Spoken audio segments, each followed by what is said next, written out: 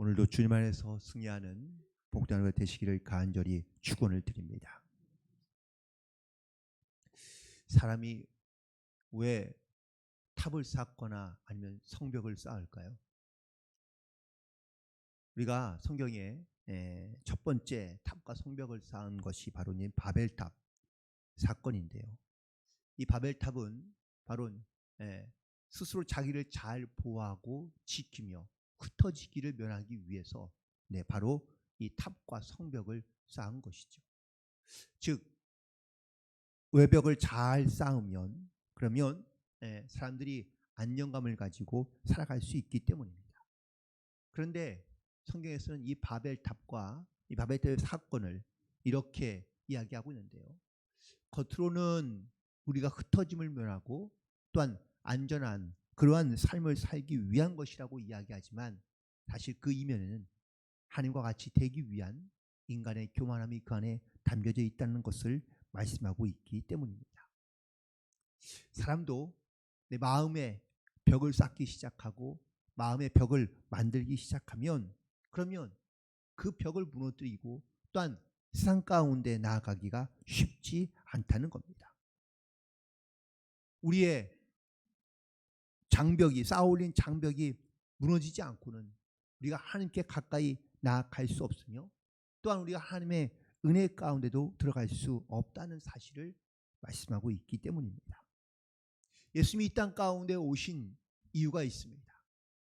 그건 바로 하나님과 인간 사이에 있었던 그러한 막혀있던 담, 그 장벽을 무너뜨리고 그리고 하나님과 하나가 하기 위하여 이 땅 가운데 오신 줄로 믿습니다.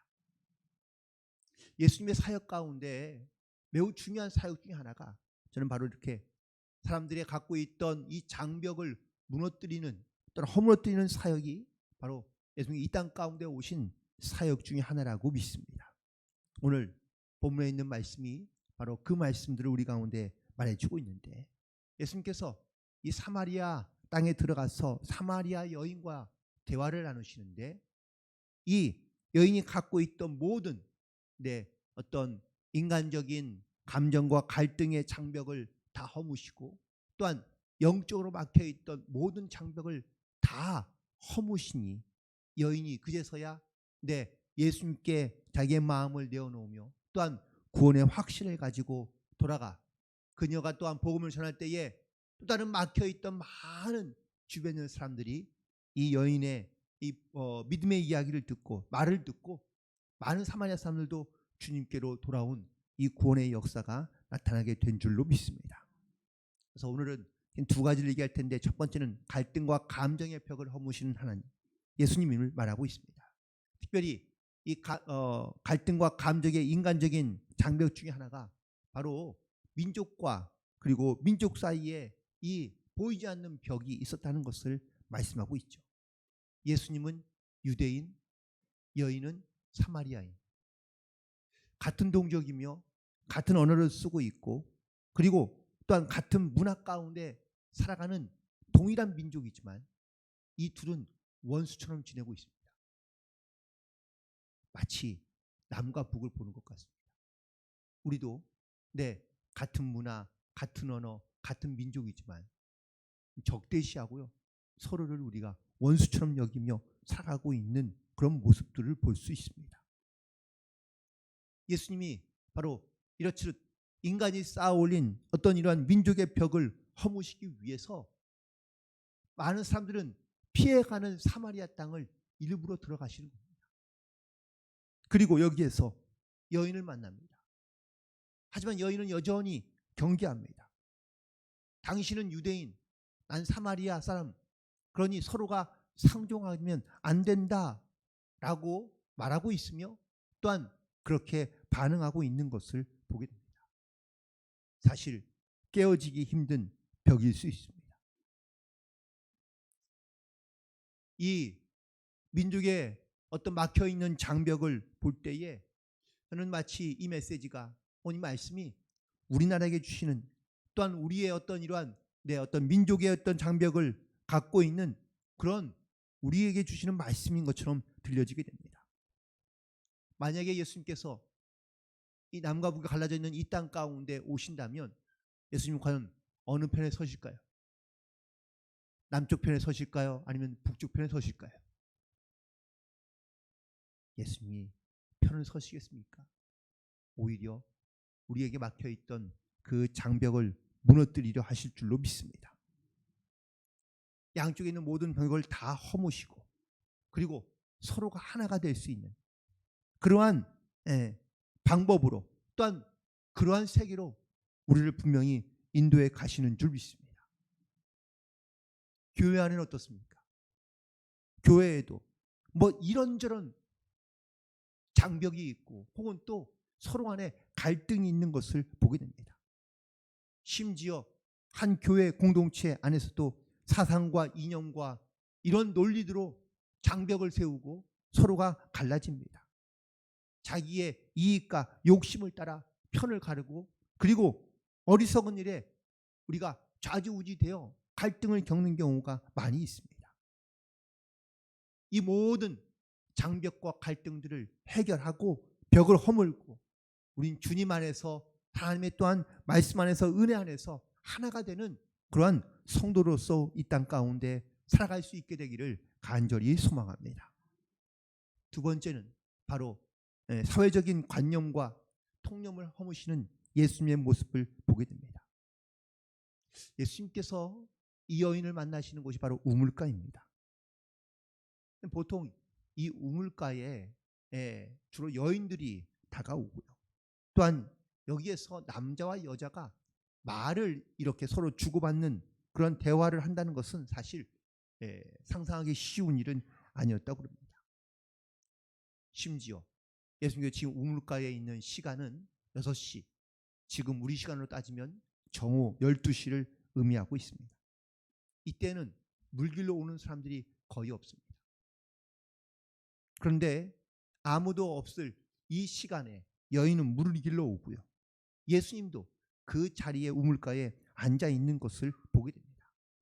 일반적인 행동이나 아니면 일반적인 습관을 따라 살아가는 사람이 아니었다는 것을 말하고 있는 겁니다. 예수님이 주로 가까이 지내며 혹은 또 식사를 같이 했던 사람들이 누구죠? 죄인이나 과부나 아니면 세리들, 사회에서 작고 소외된 사람들과 예수님 주로 만나시고 그들과 대화하셨습니다. 그러자 예수님에 대하여 비난하는 사람들이 있습니다. 그들은 바로 바리새인, 사두개인, 서기관, 주로 그 세상을 당시의 세상을 이끌어갔던 리더 그룹들입니다. 그들이 예수님께 묻습니다. 왜 당신은 이렇게 죄인과 세리들을 가까이 하느냐? 왜 당신은 우리의 전통과 율례를 지키지 않느냐? 예수님은 당시에 있던 사회적인 어떤 이러한 관념과 통념을 예수님께서는 따라하지 아니하시고 매우 조금은 반대되는 그러한 모습을 가지고 살아가셨던 것을 보게 됩니다. 지금 우리가 살아가는 이 시대에도요, 자그마한 어떤 전통과 관습을 바꾸는 것조차도 무척이나 쉽지 않습니다. 그런데 예수님께서는 그 시대 아주 수천 년 동안 이어져 왔던 이스라엘 백성이 가지고 있던 사회적인 어떤 관습과 통념을 예수님께서는 바꾸시고 또한 그 벽을 허무시고 있는 것을 보게 됩니다. 그렇다면 예수님께서 왜 이렇게 행하셨을까? 아무도 관심조차 두지 않고 또한 하나님께서 관심을 두며 사랑하며 또한 작은 자들에게 소외된 자들에게 다가가야 한다는 것을 말씀하시지만 아무도 그렇게 하지 않기 때문입니다. 남녀의 관계를 떠나 사회적인 어떤 통념과 관계에서 막혀진 장벽 때문에 소외당하고 있던 수많은 사람들 가운데 예수님께서 스스로 찾아가시고 또한 그들에게 하나님의 사랑을 나타내시며 또한 함께하고 있는 모습을 통하여 많은 사람들 가운데 바로 우리가 관심의 대상이 누구여야 되는지 또한 어떻게 되어야 되는지를 우리 가운데 말씀하고 있는 줄로 믿습니다. 세 번째는 바로 영적인 장벽을 넘으시는 하나님이신 예수님이신데 그는 바로 예배의 장벽을 허무시는 예수님의 모습을 보게 됩니다. 사실 오늘 본문에서 가장 중요한 부분이 바로 이 부분인데요. 사마리아 여인도 하나님을 알고 하나님을 믿으며 또한 제사를 드리는 자였습니다. 정해진 예배 장소 또한 정해진 순서와 율법을 따라 제사를 드립니다.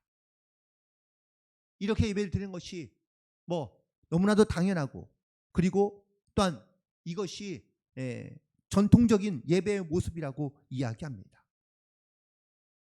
그런데 예수님께서는 이상한 말씀을 하십니다. 더 이상 예배의 장소 혹은 예배의 방법 여기에 얽매이지 않고 영과 진리로 예배를 드릴 때가 오며 또한 그 영과 진리로 예배 드리는 사람들을 찾고 있다라는 말씀입니다. 이 말씀을 어떻게 우리가 깨달으면 좋을까? 예화로 간단하게 말씀을 드려야 합니다. 한 청년이 예수를 믿고 교회를 다니는데 예수님이 과연 이게 살아계신 것인지, 예배를 드리면 이 예배 속에서 내가 예수님을 만나야 되는데 예배의 장벽 가운데 막혀가지고 하나님이 살아계신지 아닌지 알 수가 없는 겁니다. 그래서 하루는 이젠 더 이상 의미가 없다, 이제 교회를 그만 다녀야 되겠다 라고 생각을 하고 마지막 예배로 참여하게 되었습니다. 고민하고 있습니다. 언제 나갈까? 예배 중간에 나갈까? 아니면 예배 끝나고 나갈까? 그래도 인간적인 마음이 들어서 그래 끝까지 우리는 지켜보자 하면서 예배 끝까지 드리기로 마음을 먹습니다. 그런데 마음속으로 자꾸 이게 하나님이 주시는 음성인지 아닌지는 모르겠는데 아무튼 자기 마음 가운데 아주 강하게 들려오는 메시지가 있습니다. 기왕 교회를 떠날 거면 물구나무 서기를 한번 해라. 도대체 이건 그래서 무슨 말인가? 아무것도 아닐 거야 하면서 생각하며 그 음성을 그냥 지워버립니다. 그런데 얼마가 전에 또 똑같이 말씀합니다. 기왕에 나갈 거면 물구나무 서기를 한번 해라. 이게 과연 가능하니? 지금 예배를 드리고 있고 목사님 지금 설교 중이고 많은 교인들이 있는데 그 중간에 나가서 물구나무 서기를 하라고요? 이건 미쳐도 단단히 미친 짓이다. 절대 그럴 수 없다 라고 다시 생각하고 있는데, 그런데 그의 마음 가운데 이번엔 더 크게 더 강하게 이렇게 말씀하고 있는 겁니다. 그러자 이 청년이 고민하다가 그래 어차피 내가 오늘 마지막 예배 드리고 교회를 떠날 거니까 다시는 보지 않을 사람들이니까 한번 하고 그냥 가면 되겠지 라고 생각을 하고 예배 중간에 쑥 나오더니 물구나무 서기를 하고 들어가는 겁니다. 그러난 다음에 이게 얼마나 창피한지 사람들이 다 그만 보고 있는 거죠. 목사님도 순간 당황해서 도대체 이게 뭐 하는 거야? 라고 바라보고 많은 사람들이 쳐다보고 있으니 너무너무나 창피한 겁니다. 후회가 막급입니다. 내가 괜히 이 미친 짓을 해가지고 내가 왜 이런 창피를 당해야 되나? 막 이렇게 의자 밑에 숨어가지고 자기 얼굴 들지 못하고 피하고 있는데 그때 한 어떤 여자분이 자기의 어깨를 두드리랍니다. 그러면서 울면서 이렇게 얘기하는 겁니다. 나는 오늘 마지막 예배를 드리고 이 예배당을 나가면 죽으려 했어요. 희망도 없고 살 용기도 없기 때문입니다. 그래서 하나님께 말도 안 되는 기도를 한 거예요. 하나님, 내가 오늘 예배 중에 물구나무 서는 사람이 있으면 내가 하나님을 믿겠습니다. 그런데 하나님께서 진짜 물구나무 서기를 하는 사람을 보여주셔서 하나님 살아계신 것을 믿고 내가 이제는 다시 한번 내가 하나님을 의지하며 살아보려고 한다고 간증하는 겁니다. 여러분, 예배가 정말 우리의 뜻과 우리의 생각으로 드려지는 예배는 하나님이 물론 기뻐할 수 있는 예배일 수 있지만 하나님이 기뻐하시는 예배는 우리가 영으로 진리로 드려지는 예배가 진정한 예배인 줄로 믿습니다. 예수님은 지금 여인에게 예배의 장소에 대하여, 예배의 방법에 대하여 말하는 것이 아닙니다. 더 중요한 것이 있다는 겁니다. 그 예배 가운데 어떠한 마음으로, 어떠한 신앙으로, 어떠한 믿음의 고백을 가지고 하나님께 나아가느냐 하는 것이 훨씬 더 중요하다는 것을 말씀하고 있는 겁니다. 예배에서 가장 중요한 두 가지의 의미는 바로 예배에서 순종하는 마음으로 드려지는 예배입니다. 예수님이 사람들이 가져오는 제물과 제사를 기뻐하지 않으시고 순종을 기뻐하신다고 말씀합니다. 동시에 예배는 바로 하나님의 영의 이끌림을 받는 예배를 우리가 온전하게 드려야 될 줄로 믿습니다. 이 이끌림을 받는다는 것은 바로 회개의 예배로 주님 앞에 나아가야 한다는 것을 말하고 있습니다. 우리가 영적으로 하나님 앞에 회개할 때 우리의 영이 회복되는 은혜를 우리가 경험하게 되는 줄 믿습니다. 이처럼 예수님은 이 예배의 장벽이 막혀있던 여인에게 오셔서 영과 진리로 예배드려야 한다 라는 것을 말씀하시고, 정말 그 안에 하나님을 정말 사랑하고자 하는 그런 순종의 예배, 회개의 예배를 통하여 하나님께 나아가야 한다는 것을 말씀하고 있는 줄로 믿습니다. 우리도 오늘 주님 앞에 이러한 예배자로서 주님의 말씀 가운데, 은혜 가운데 순종하며 주님의 이끌림을 받고 회개함으로 주님과 동행하는 삶을 살아갈 수 있는 그런 복된 예배자가 되기를 간절히 소망합니다. 마지막으로 예수님께서는 이 막혀있던 구원의 장벽을 허무시기 위하여 말씀하고 있는 것을 보게 됩니다. 이 여인에게는 좀 치명적인 약점이 하나 있습니다. 그건 바로 남편이 5 이상이 있습니다.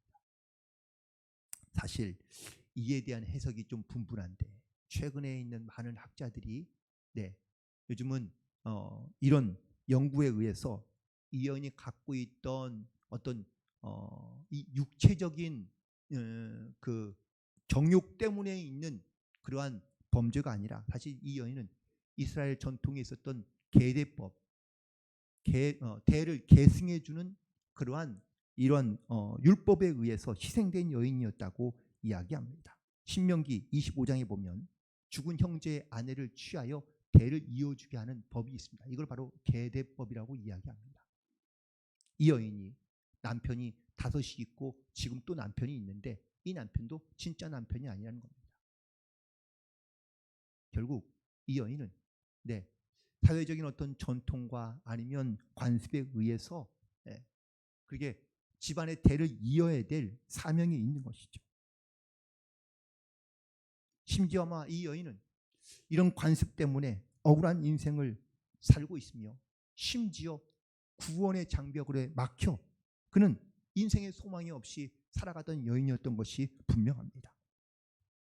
이 여인에게 예수님께서 찾아가신 이유는 매우 분명하고 확실합니다. 그건 바로 구원하시기 위해서입니다. 모든 장벽에 가로막혀 희망도 소망도 없이 살아가던 이 여인에게 예수님께서 그 생명수를 주시고 또한 그 생명수를 받아먹은 이 여인이 이제는 영적으로 회복이 되고 자기의 삶의 회복이 되어 동네에 들어가서 복음을 전하고 있는 것을 보게 됩니다. 이 여인이 자기에 대하여 모든 것을 알고 있는 사람들 가운데 증언할 때에 많은 사람들이 그 여인의 이야기를 듣고 예수님 앞에 나오게 되는 것을 보게 됩니다. 여러분, 이 말씀 속에서 구원을 스스로 이룰 수 있는 사람은 아무도 없다는 것을 분명하게 증거하고 있는 겁니다. 우리가 스스로 예배를 드리고 우리가 스스로 정직하며 진실하며 깨끗하게 살아도 구원에 이를 수 있는 사람은 아무도 없습니다. 하나님을 믿고 예수님의 그 십자가의 삶을 믿는 사람에게 바로 이렇게 하나님의 자녀가 되는 권세를 주신 줄로 믿습니다.